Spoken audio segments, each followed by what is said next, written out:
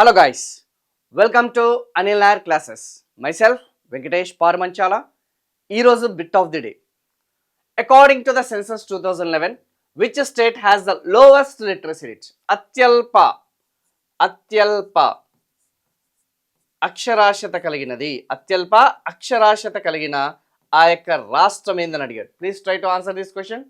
Option A Bihar, option B Maharashtra, option C Arunachal Pradesh and option D Kerala. I think it's very simple bit.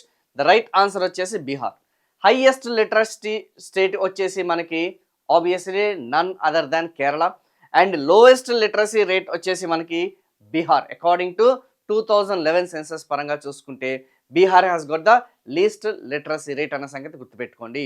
ఇది కాకుండా అత్యధిక literacy రేట్కి సంబంధించిన union territory అని ఒకవేళ అడిగితే లక్షద్వీప్ అనేది వస్తుందన్న సంగతి గుర్తుపెట్టుకోండి. Very important.